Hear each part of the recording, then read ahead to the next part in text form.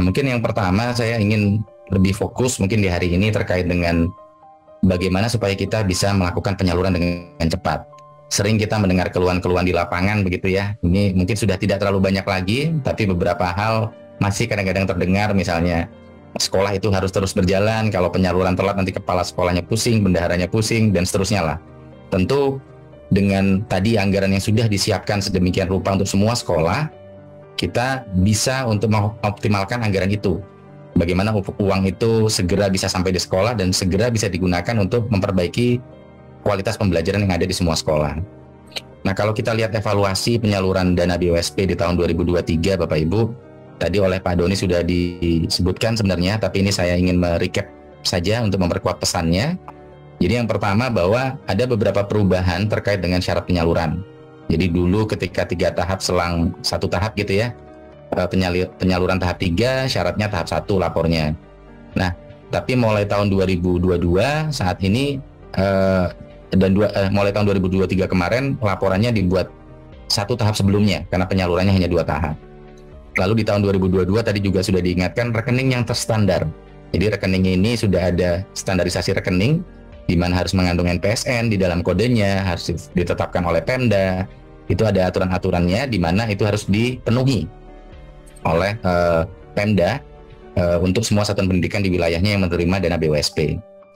Lalu terkait sisa dana per tahun 2023 kemarin diperhitungkan pada tahap 1. Lalu untuk mekanisme validasi sisa dana untuk 2023 kemarin konfirmasi sisa dana ini direview oleh Dinas dan APIP pada aplikasi Arkas untuk persatuan pendidikan, di mana tadi sudah dijelaskan oleh Pak Doni, mungkin nanti juga akan diperkuat oleh Kemdagri dari Pak Zainal, bahwa yang perlu direview APIP itu adalah laporan keuangan secara keseluruhan. Tetapi untuk memvalidasi sisa dana per sekolah itu dilakukan rekonsiliasi oleh Dinas Pendidikan saja, kecuali kasus-kasus tertentu. Jadi ini mungkin beberapa recap, beberapa perubahan kebijakan terkait dengan penyaluran BOSP. Nah, dengan dinamika yang ada, penyaluran BOSP ini mengalami peningkatan baik secara keterserapan anggaran maupun satuan pendidikan yang disalurkan. Jadi kalau kita lihat 2022 dibanding 2023, secara umum realisasinya ini mengalami kenaikan 2,11%. Jadi kalau di 2022 itu 97,2, 2023 99,3. Jadi secara umum ini kinerja bersama sudah ada kenaikan. Jumlah satuan pendidikan yang disalurkan juga mengalami peningkatan rata-rata 2,57% dari tahun sebelumnya. Tapi kalau kita lihat di sini antara tahap 1 dan 2 ini masih ada penurunan dari jumlah satuan pendidikan. Ini ada beberapa penyebab yang nanti mungkin kami jelaskan di slide berikutnya. Nah, selain itu sisa dana yang diperhitungkan di 2023 ini juga jauh lebih kecil. Jadi pada tahun 2022 sisa dana BOS untuk 2021 dan 2020 dan 2021 itu sejumlah 846 miliar. Nah, di tahun 2023 ini kalau kita lihat di BOS ini hanya sudah turun menjadi 262,8 M sisa dananya. Di BOP PAUD itu 4,9 M, di BOP Kesetaraan 2,1 M. Ini menunjukkan bahwa pemanfaatan dana BOSP ini sudah jauh lebih optimal di tahun 2023. Nah, akan tetapi kita masih memiliki beberapa tantangan Bapak Ibu. Jadi sesuai tajuk yang ada, kita ingin supaya penyaluran ini cepat, tepat, akurat. Nah, kalau kita lihat perbandingan antara penyaluran 2022 dan 2023, ini kami merekomkan di Januari, salur di Februari begitu ya Pak Doni dan Bapak Ibu sekalian. Akan tetapi di kesempatan pertama penyaluran, itu di tahun 2023 untuk BOS itu hanya 20% satuan pendidikan yang bisa disalurkan. Karena ada kebijakan perhitungan sisa dana di tahap 1, dan kemarin ada proses review APIP pada level satuan pendidikan ini yang menjadi kendala rendahnya penyaluran di awal tahun. Nah, sehingga harapan kami tentu ini yang ingin kita rubah, dan ini yang mungkin akan kami berikan beberapa penjelasan di acara hari ini, supaya harapannya pada kesempatan pertama kalau bisa semua satuan pendidikan sudah tersalur. Untuk BOP sudah cukup baik sebenarnya dibanding tahun 2022. Ini di tahun 2022 BOP itu baru tersalur di bulan Maret, di 2023 Januari sudah tersalur 65,3%. Nah, ini yang mungkin gambaran awal evaluasi penyaluran di tahun 2022 dan 2023. Nah, selain itu juga masih ada 3.789 satuan pendidikan yang tidak salur. Nah, secara persentase memang 0,92 Bapak Ibu. Tapi kalau kita hitung angka nominalnya itu 3.789 satuan pendidikan yang tidak salur BOSP-nya. Tentu ini sangat disayangkan karena satu satuan pendidikan saja itu berarti menurut kami. Jangan sampai anggaran yang sudah disediakan yang bisa dimanfaatkan untuk kemajuan sekolah ini akhirnya tidak bisa digunakan. Nah, ada beberapa hal yang ini tentu menjadi refleksi kita bersama supaya tidak terjadi lagi. Jadi yang proporsi terbesar itu ada 3.400 sekolah atau satuan pendidikan, itu permasalahannya di laporan. Jadi syarat dari penyaluran BOS ini adalah pelaporan. Kalau tidak melaporkan, tentunya tidak bisa disalurkan untuk tahapan berikutnya. Jadi kalau ini ada rinciannya, ada 2.672 belum lapor, lalu ada 400 yang laporannya kurang dari 50%. Jadi syarat penyaluran adalah penyerapan minimal 50% pada tahap 1 supaya bisa salur tahap 2. Lalu ada juga beberapa sekolah 335 belum konfirmasi dinas. Nah, ini mungkin juga perlu dicek kembali ya Bapak Ibu untuk persiapan penyaluran 2024. Harapan kami ini tidak terjadi lagi. Lalu ada 228 sekolah yang menolak tutup atau merger. Dan juga ada 41 sekolah yang memiliki kendala rekening. Tadi mungkin rekeningnya berubah dan lain sebagainya sehingga terjadi retur sampai akhirnya ini tidak bisa salur lagi. Jadi ini salah satu evaluasi bahwa hampir 1% satuan pendidikan di tahun 2023 itu tidak bisa tersalur. Dan 1% ini menurut kami sangat penting sehingga jangan sampai di 2024 ini bisa terulang lagi. Lalu untuk kebijakan di tahun 2024 Bapak Ibu, tadi Pak Doni sudah menyampaikan ada 57,58 T untuk BOSP reguler ya, untuk semua jenjang. Ini mungkin untuk 421.350 satuan pendidikan dan 50,8 juta peserta didik. Ini rinciannya per jenjangnya, ini mungkin saya tidak bacakan, tapi intinya sudah disediakan alokasi untuk sekian banyak sekolah dan juga siswa begitu ya, terkait dengan BOSP. Nah, saat ini Kemendikbudristek juga sudah menyampaikan data penerima sementara yang telah memenuhi ketentuan kepada Pemda dan Satpen. Jadi ini mungkin merefresh kembali bahwa kita juga memiliki ketentuan untuk sekolah-sekolah bisa menerima BOSP. Antara lain memiliki NPSN, terdata di Dapodik, lalu harus melakukan sinkronisasi di 31 Agustus. Untuk satuan pendidikan swasta harus memiliki izin untuk menyelenggarakan pendidikan. Dan yang ingin kami highlight di dalam acara hari ini adalah memiliki rekening satuan pendidikan atas nama satuan pendidikan. Jadi cut off rekening satuan pendidikan ini akan dilakukan pada tanggal 15 Desember Bapak Ibu. Jadi data penerima sementara yang sudah diterima oleh setiap Pemda saat ini itu mohon dicek kembali. Beberapa ada yang penerima baru, itu dicek lagi apakah rekeningnya sudah ada atau belum, sudah standar atau belum. Dan jika ada yang sekolah merger, ada berubah nomenklatur atau ada hal lainnya gitu ya, yang memerlukan perubahan rekening, ini harap segera dilakukan melalui Bosalur. Karena tanggal 15 Desember, data supplier ini harus segera kami cut off untuk kami serahkan ke Kementerian Keuangan sebagai proses persiapan untuk salur 2024. Jadi ini mohon dicek kembali terkait dengan rekening satuan pendidikan di wilayah masing-masing. Lalu Bapak Ibu sekalian, tentu kalau kami melihat sebenarnya bukan hal yang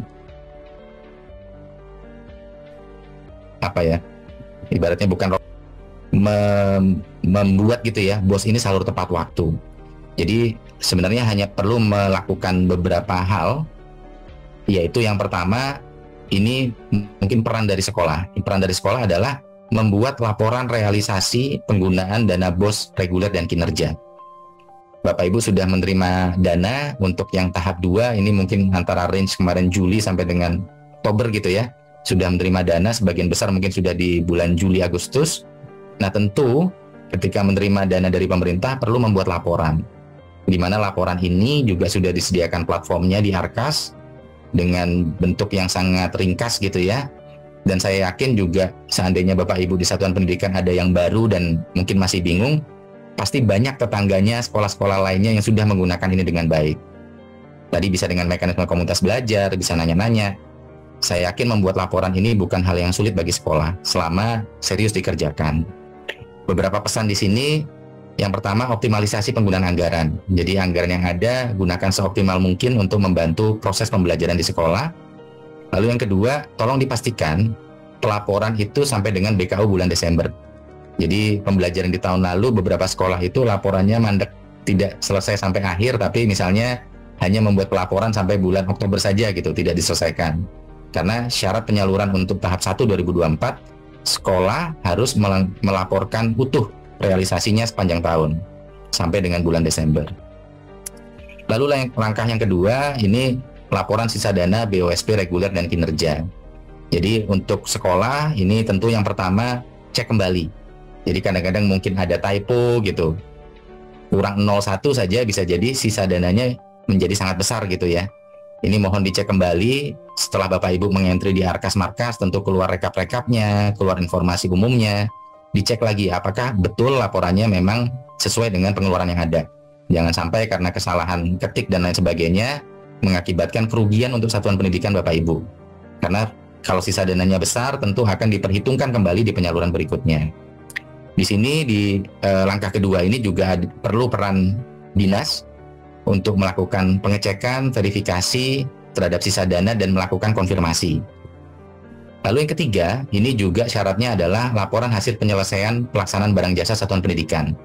Jadi Bapak Ibu tolong cek kembali. Ini kemarin juga evaluasinya beberapa satpen ada istilahnya transaksi gantung.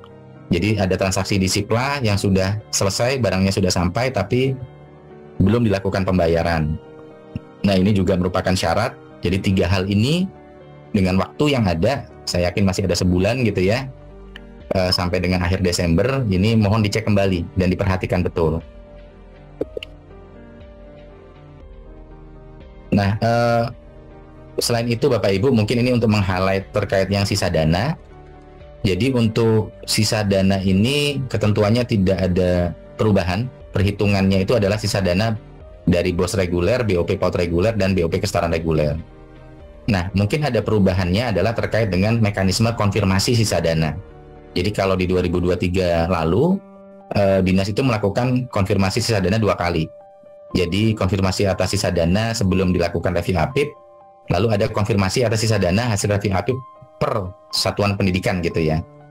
Nah, di 2024 ini ada perubahan yang harapan kami bisa mempermudah dan ini sesuai dengan peraturan yang ada. Jadi konfirmasi sisa dana itu cukup dilakukan oleh Dinas Pendidikan dan hanya dilakukan 1 kali melalui sistem Markas sebagai dasar pengakuan Silpa. Sedangkan review APIP daerah itu tidak pada level satuan pendidikan tapi pada level SKPD. Nah ini mungkin sebagai gambaran singkat tentang bagaimana mekanisme terkait dengan pengaturan sisa dana ini di tahun 2024. Lalu persiapan penyaluran tahap 1 Bapak Ibu. Jadi di 2024 ini seperti yang tadi mungkin saya sampaikan, jadi harapan kami tentunya saat ini alokasi sudah tersedia. Dan tahap 1, harapan kami itu sebenarnya kalau kita semua bisa melakukan ini bersama, bergotong royong, Bapak Ibu di sekolah, di Dinas Pendidikan, di mungkin di BPKAD, dan juga aktor-aktor lainnya, lalu kami juga di pusat bersama Kemkeu dan Kemdagri, target kami itu tahap 1 di kesempatan pertama, di gelombang 1, ini seluruh satuan pendidikan ini sudah bisa kita salurkan. Jadi selama Bapak Ibu tadi bisa menyelesaikan pelaporan, bisa melakukan rekon dinasnya dan melakukan konfirmasi, ini insya Allah Januari, tadi Pak Doni juga sudah menyampaikan, kita bisa mengejar penyaluran di Januari untuk semua satuan pendidikan. Dan harapan kami tidak bergelombang-gelombang, kalaupun memang masih ada yang kurang, mungkin cukup sampai bulan Maret semua sekolah sudah salur. Kenapa ini menjadi penting?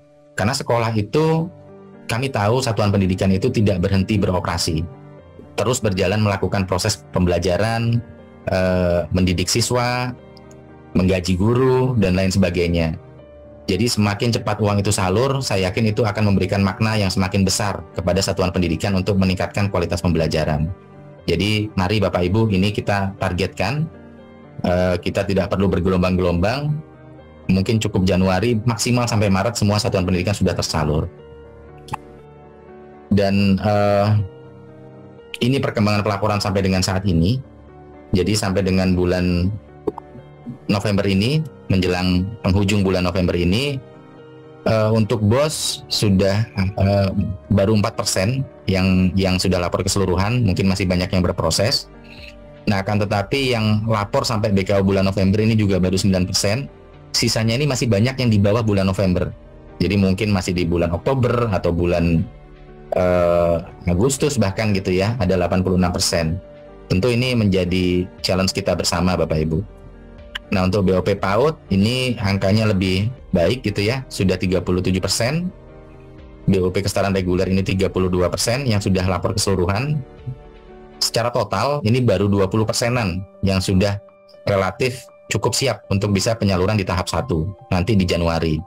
Nah, tentu harapan kami yang sebelah kanan yang sudah lapor sampai dengan November atau yang di bawah November ini geser ke kiri semua nih, sudah lapor keseluruhan anggaran. Selain sudah lapor keseluruhan anggaran, tentu nanti ini masih perlu peran dari Pemda atau Dinas Pendidikan tepatnya untuk merekon data-data ini.